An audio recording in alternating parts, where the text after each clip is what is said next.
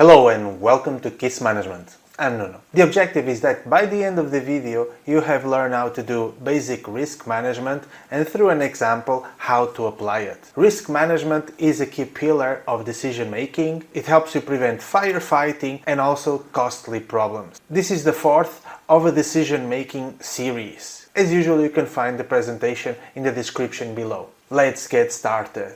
The general definition of risk is that something unpleasant might happen, whereas the business definition is that risk is probability times the impact of something unpleasant. Risk management is the process of identifying, assessing, and managing risks. It's a key pillar on decision making, particularly when it comes to investments. It adds more value opposed to firefighting problems. Thirdly, it's cheaper than when a risk becomes a problem.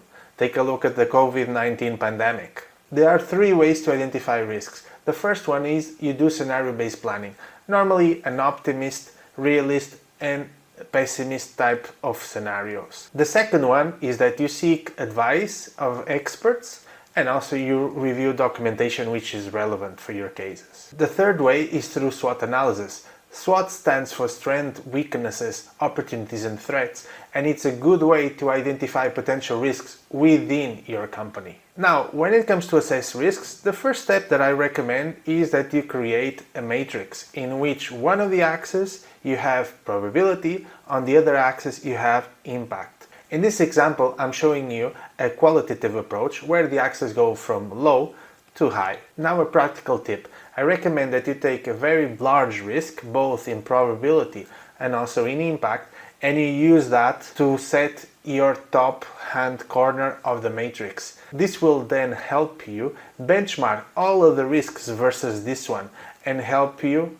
position them in the table. The second part is to rate probability and impact for each risk. And finally, you're going to place them in the matrix. You assign a number or a letter to each of the risks and then you put them on the matrix. There are three ways to handle risks. The first one is that you accept the risk might become a problem, so you do nothing. So the second one is that you avoid, so basically you stay away from any of the activities or events where this risk might materialize.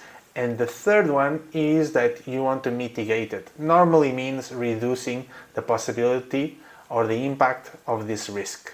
Next, and this is an optional, normally once you construct your matrix, you can decide the quadrants of the matrix where you can do nothing or where you decide to mitigate, or finally that you decide to avoid.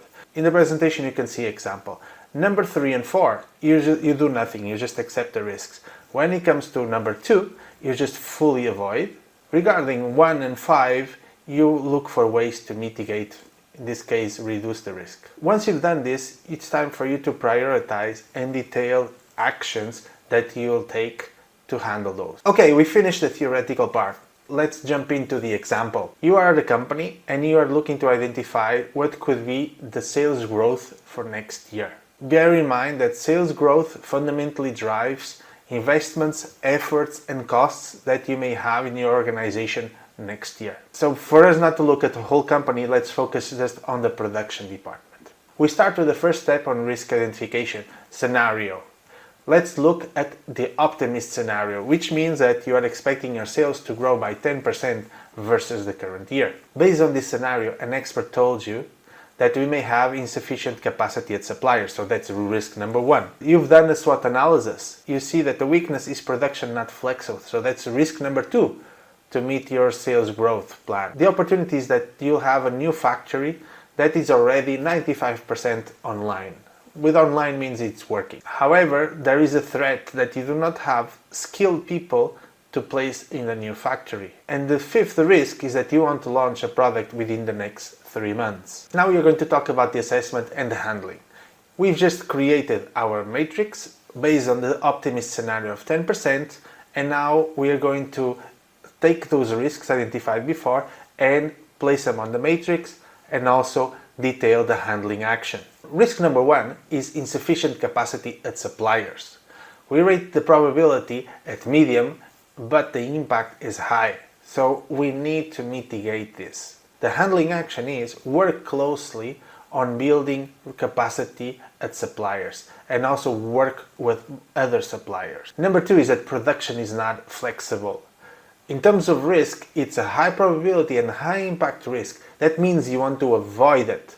To do so, you want to build production flexibility. You start with a new product plan, but also you delay the launch, so you have more time to plan and have a proper capacity. Number 3, this is an opportunity, is that the new factory is now already 95% online.